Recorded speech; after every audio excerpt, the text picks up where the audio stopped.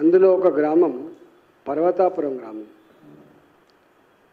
జనరల్గా ఒక గ్రామం ఒకటే రెవెన్యూ కింద ఉంటుంది, కానీ ఆ గ్రామం మాత్రం 3 రెవెన్యూలుగా కొనసాగిన గ్రామం. ఆ గ్రామంలో సాలార్జంగ్ కంచా, ఆ గ్రామంలో సాలార్జంగ్ కంచా 350 ఎకరాలు కలిగి, దానికి ఓనరు బుద్ధరామ్ సింగ్ ఓనర్. వాళ్ళ కుమారులు రంజిత్ సింగ్, రామచంద్ర సింగ్, దీప్ చంద్, విక్రమ్ సింగ్, పూల్చరణ్ సింగ్, వారికి 5 కుమారులు.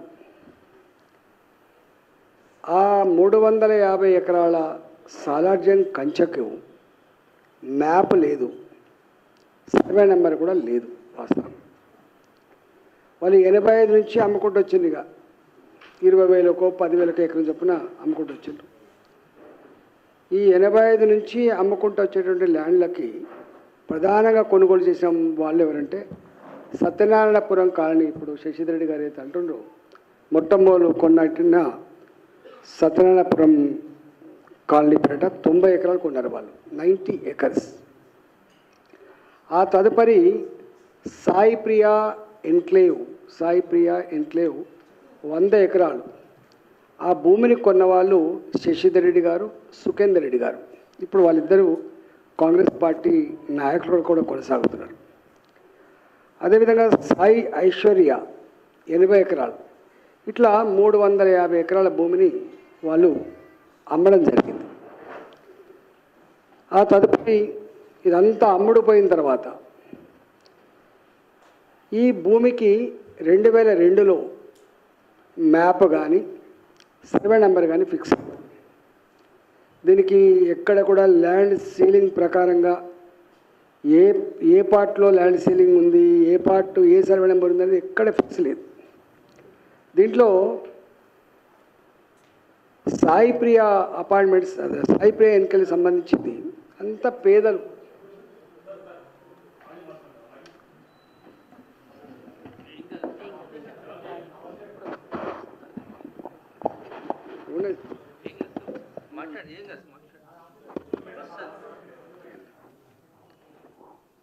దీంట్లో సాయి ప్రియా ఎన్క్లేవ్ దాదాపు 350 మంది చిన్న చిన్న ఉద్యోగులు, అంతా ఎక్కడ చాలా దూరం ఉన్న ప్రాంతం కాబట్టి ఆనాడు సాయి ప్రియా ఎన్క్లేవ్ వాళ్ళు అంత చిన్న చిన్న ఉద్యోగులు, మరి నెలకు 500 రూపాయలు చొప్పున, సంవత్సరానికి 6,000 రూపాయలు చొప్పున, ఒక 5 ఏళ్ళు ఇన్స్టాల్మెంట్స్ అయితే ఆ ల్యాండ్ వచ్చింది. అంటే ఒక మాట చెప్పాలంటే చాలా పేదవాళ్ళు, రెక్కాడితే డొక్క నిండని వాళ్ళు ఆనాడు 30 ఏళ్ళ క్రితం 35 ఏళ్ళ క్రితం ఈ భూమి కొనుక్కున్నారు. ఆ తదుపరి వాళ్ళు పాపం కొంతమంది ఇల్లు కట్టుకున్నారు. ఇప్పుడు ఇంతలోనే దాంట్లో 2002 తర్వాత సమస్య వచ్చింది. ల్యాండ్ సీలింగ్ ప్రకారంగా కొంత భూమి పోద్దని చెప్పి, కానీ ఎవరు దాన్ని పట్టించుకోలే.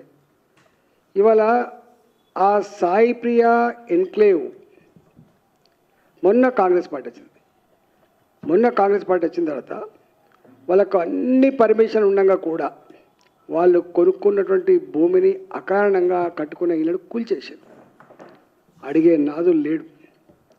ఎట్లయితే తెలంగాణ రాగానే ఇక్కడ ఉన్నటువంటి అదేంది మన అయ్యప్ప సొసైటీలో కూలగొట్టి భయభ్రాంత గురి చేసిండ్రు, దారికి తెచ్చుకునే ప్రయత్నం చేసిండ్రు. దాని వెనుక అనేక రకాల వ్యాపారాలకు, డబ్బుల సంపాదనకు అదేందో ఇక్కడ కూడా అదే మొదలైంది. ఇప్పుడు అదంతా కాస్ట్లీ భూములు అయిపోయినాయి, 50,000 రూపాయలకు గజం అయిపోయింది. అడిగేవాళ్ళు లేడు. కనీసం వాళ్ళు ఏమైంది అంటే అప్పటి కలెక్టర్లు, అప్పటి ఆర్డీఓలు, అప్పటి ఎంఆర్ఓలు ఎందుకు పర్మిషన్ ఇచ్చినట్టు, ఎందుకు వాళ్లకు జిహెచ్ఎంసీ వాళ్ళు కూడా పర్మిషన్ ఇచ్చినట్టు, కొంతమంది లోన్స్ కూడా తీసినట్టు ఇంతవరకు ఎవరు ఆలోచన చేస్తలేరు. అంటే సామాన్యుల పట్ల ప్రభుత్వానికి ఉండే నిజాయితీ, చిత్తశుద్ధి ఎంత ఉందో దీన్ని బట్టి మనకు అర్థం కావాలి. జ్ఞానం ఉండవలసింది ఏంటంటే, బుద్ధి ఉండవలసింది ఏంటంటే, కలెక్టర్లు మనుషులు మారుతుండొచ్చు, కానీ కలెక్టర్ పోస్ట్ అట్లే ఉంటుంది. ప్రభుత్వాలు మారుతుండొచ్చు. 85 నుంచి మొదలుపెట్టి ఎన్టీ రామారావు ప్రభుత్వం నుంచి మొదలుపెట్టి ఇవాళ రేవంత్ రెడ్డి గారి ప్రభుత్వం వరకు కూడా ఉండవచ్చు. కానీ ఈ పేదల భూములు మాత్రం కాంగ్రెస్ పార్టీ వచ్చిన తర్వాత వాళ్ళ ఇల్లు కూల్చివేయబడ్డాయి. ఇవాళ మనకు అప్పుడప్పుడు వస్తూ ఉంటారు. మీరు చూసిన ఎల్బీ నగర్లో ఈ భూములన్నీ కూడా ప్రభుత్వ భూములు, పురంబోగు భూములు అని చెప్పి 30 ఏళ్ళ తర్వాత ఆనాడు కొనుక్కున్న భూములు, బాజాప్తా పర్మిషన్ తీసుకున్న భూములు, బ్యాంకు రుణాలు తీసుకొని ఇండ్లు కట్టుకున్నటువంటి ఇండ్లు 30 ఏళ్ళుగా ఉంటుంటే ఎల్బీ నగర్లో మొన్న కేసీఆర్ గారు వచ్చిన తర్వాత మునుగోడు ఎన్నికల సందర్భంగా జీవో నంబర్ 118 అని చెప్పి రెగ్యులైజ్ చేసే ప్రయత్నం చేసిందంటే ఎంత దారుణమైన సిస్టమ్ ఉందో మనకు అర్థం కావాలి. ఇక్కడ ఉప్పల్లో 40 ఏళ్ళ క్రితం కట్టుకున్నారు వాళ్ళ ఇల్లు, కాలనీలు అవన్నీ కూడా. భూములు చేతులు మారడం కాదు, ఇల్లు కూడా చేతులు మారిపోయినాయి. కట్టుకున్న వాళ్ళు అమ్ముకున్నారు, మళ్ళీ అమ్ముకున్నారు ఇట్లా. బోడుప్పల్లో ఆ భూములు ఇవాళ వక్ భూములు అని చెప్పి వాళ్ళని ఇబ్బంది పెడుతున్నారు 40 ఏళ్ళ తర్వాత. అంటే వ్యవస్థ, రాజ్యం అనేది ప్రజలకేమైనా సమస్య వస్తే ఆ సమస్యను పరిష్కరించేదిగా ఉండాలి, కానీ రాజ్యమే హింస పెట్టేటువంటి దౌర్భాగ్య పరిస్థితి దాపురించింది ఆనాడు ఆ ప్రభుత్వంలో, ఈనాడు రేవంత్ రెడ్డి గారి ప్రభుత్వంలో కూడా దాపురించింది. దీంట్లో ఒక చిన్న బిట్టు ఇవాళ పొద్దున ఎంత దుర్మార్గంగా అంటే 6 మంది పాపం, వాళ్ళంతా చిన్న వాళ్ళు, మామూలు వాళ్ళు కొనుక్కున్న గజాలు రజనీ కుమార్ 110 గజాలు 50,000 పైచీలకు పెట్టి కొనుక్కున్నాడు గజం. అదేవిధంగా మల్లేష్ 147 గజాలు 147 యార్డ్స్. జనరల్గా అక్కడ కొనుక్కుంటోళ్ళు పైసలు ఉన్నోడు అక్కడ కొనుక్కుంటారా ఫస్ట్. ఒకవేళ కొనుక్కున్న 300 గజాలు 500 గజాలు కొనుక్కుంటారు ఉన్నవాళ్ళు అయితే, చిన్నవాళ్ళు. వీళ్ళంతా కూడా కింద ఫ్లోరింగ్ వేసేటోళ్ళు, లేదా ప్లంబింగ్ పని చేసేవాళ్ళు, లేదా సెంటరింగ్ పని చేసేవాళ్ళు, లేదా ప్రైవేటు కంపెనీలో పనిచేసేవాళ్ళు తప్ప ఇంకోటి కాదు. రజనీ కుమార్ 110 గజాలు బేకరీ నడుపుకుంటాడు. మల్లేష్ మేస్త్రి పని చేస్తాడు 147 యార్డ్స్. అదేవిధంగా బృంద, ఈమె ప్రభుత్వ ఉద్యోగి, ఆంధ్రలో ఎప్పుడో కొనుక్కున్నది ఆమె 320 యార్డ్స్, 2009లో కొనుక్కుందట ఆమె. అదేవిధంగా రాములు, రాములు 147 గజాలు ప్రైవేట్ ఎంప్లాయీ. ఈమె స్వామి 153 గజాలు టైల్స్ వేసుకొని బతాడు. ఇట్లా రంజిత్ కుమార్ వాళ్ళిద్దరు ప్రైవేట్ ఎంప్లాయీస్ 150 గజాలు, సుధాకర్ 153 గజాలు. వీళ్ళు ఇండ్లు కట్టుకున్నారు, వీళ్ళు ఖాళీ జాగాలు కాదు. ఏంది వాళ్ళు చేసిన నేరం? ఎవరి దగ్గర కొనుక్కున్నారు? ఇవాళ ఏ నాయకుడైతే మన కాంగ్రెస్ పార్టీకి పోయిండో, రామ్దాస్ గౌడ్ అనేటువంటి అంటే దగ్గర, అదే 3-4 చేతులు మారి రామ్దాస్ గౌడ్ దగ్గరికి వస్తే, రామ్దాస్ గౌడ్ గారు ఇప్పుడు కౌన్సిలర్ అనుకుంటా నాకు తెలిసి, వారు వైస్ చైర్మన్ ఉన్నారో ఏమున్నారో నాకు తెలియదు, వారు ఇప్పుడు కాంగ్రెస్ పార్టీలో ఉన్నారు. ఆయన దగ్గర కొనుక్కున్నప్పుడు ఇంకొక పోచే అని చెప్పి ఒక కౌన్సిలర్ పాపం మధ్యవర్తిగా ఉండి ఇప్పించిండు. 50 రూపాయలకో 100 రూపాయలకో కమిషన్ తీసుకొని ఇప్పించినట్టున్నది.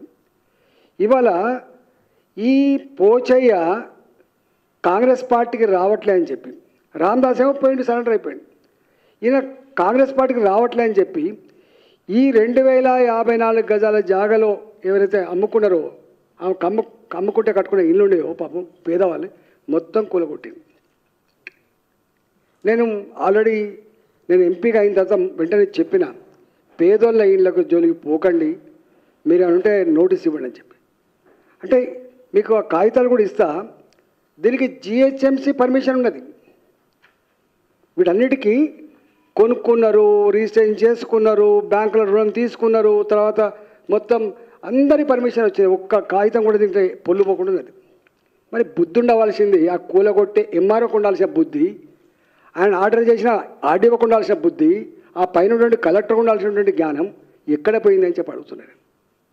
నీకు నీ పాత కలెక్టరే కదా, నీవే పొజిషన్కి అయితే వచ్చినావో, నీ ఆఫీస్ ఎవరైతే నువ్వు నడుపుకుంటున్నావో దాంట్లో ఉన్న ఇంకో కలెక్టర్ ఉన్నాడు కదా.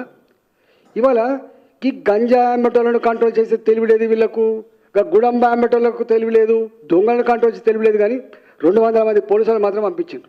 అంటే ఒక పాకిస్తాన్ భారతదేశ బార్డర్ల మధ్య ఇంట్లో మోరించారో ప్రజాప్రతినిధులందరూ భయభ్రాంతకు గురి చేసి, ప్రజలందరూ కూడా పోకుండా చేసి, ఏ ఇంటి యజమాని అయితే నేను ఇంట్లో ఉన్నాం మేము మా ఇల్లు కూలిపోతాం మేము చచ్చిపోతామంటే కూడా కారు తీస్తాం ఉండమంటే కూడా తీయకుండా సావాలనే మీరు అంటాడట.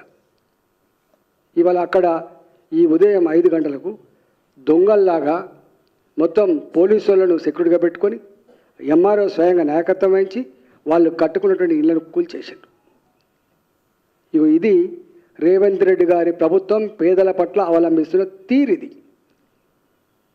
ఇట్లాంటి చర్యలకు పాల్పడితేనే కేసీఆర్ బొందబెట్టిండ్రు, భరించలేకపోయినరు.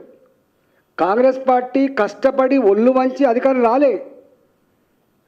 కేసీఆర్ను ఓడగొట్టాలనే సంకల్పంతో ఈ ప్రభుత్వానికి అధికారం ఇస్తే వీళ్ళు ఒళ్ళు మర్చిపోయి కళ్ళు నెత్తికెక్కి అధికారం రాగానే ఇక్కడ అసలు ఎక్కడ పడితే అక్కనే.